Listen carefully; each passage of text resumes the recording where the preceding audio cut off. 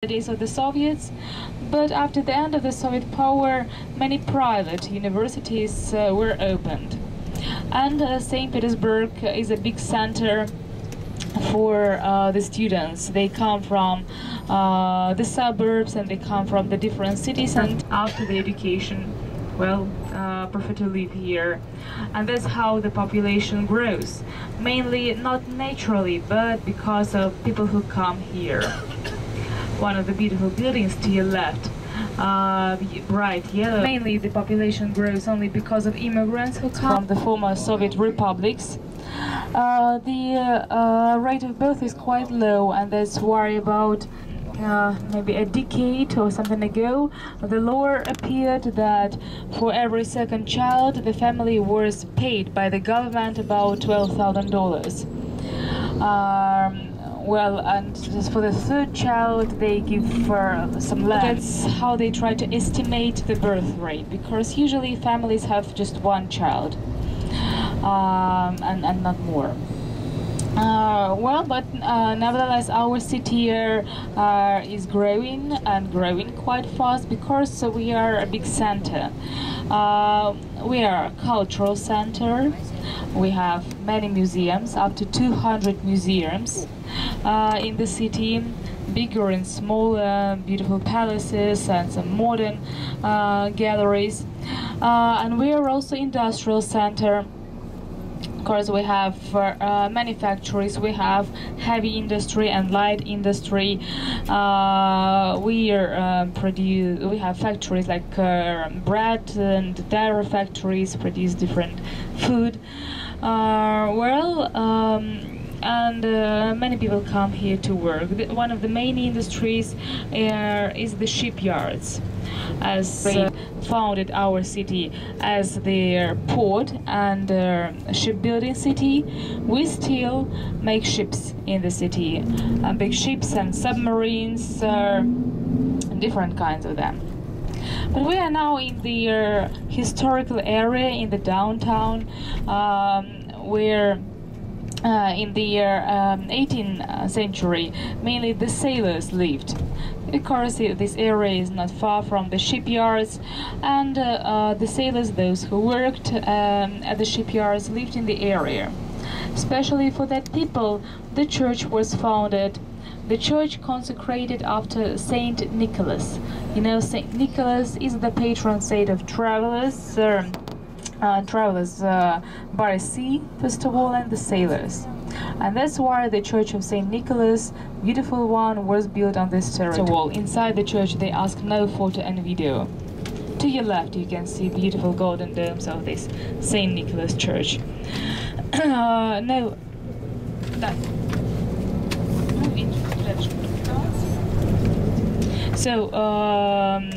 photo and video in the church. And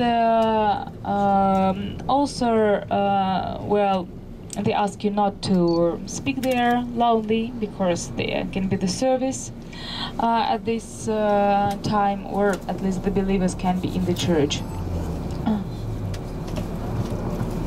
Okay. Church, first small wooden one, was rebuilt inside and have a look, but behave yourself, yeah, in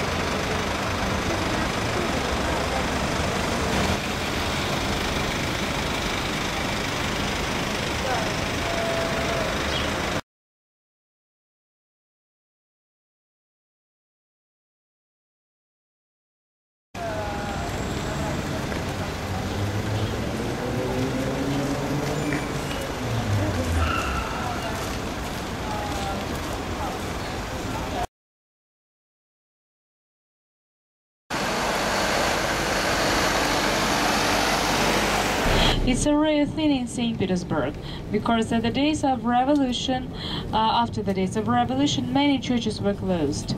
We used to have about 300 churches in the city, but after revolution, many of them were either blown up and destroyed completely, or they were closed and turned into something else, like the museum or a storehouse. Or even a swimming pool, some of them. Even one was a skating rink, whatever. So few churches were left as churches. And during the days of the Second World War, the whole situation, only 3 churches were open in the city, and this church, St. Nicholas Church, was among them, and at that days it was the main church of the city. So now we are going to see one of the beautiful squares, which is called Theater Square. On this square ahead of you, to your left, you can see the greenish building of Mariinsky Opera and Ballet Theater. This is the main opera and ballet theater in our city, in St. Petersburg.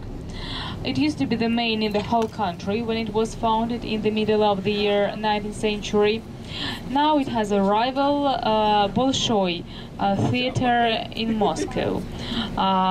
So there are 2 equal, very good opera and ballet theaters, very famous. The theater was called after Maria, wife of Alexander II. That's why it was called Mariinsky Theater. The building was constructed in 1860s by the architect Kavos, the theater grew bigger and bigger, so one building is not enough. That's why behind this one, several years ago, they finished one more, the new stage of the Mariinsky Theater. Opposite Mariinsky Theater, to your right, you can see the grayish building of the Conservatoire, so their musical institute where young musicians and composers and singers study their building of higher education.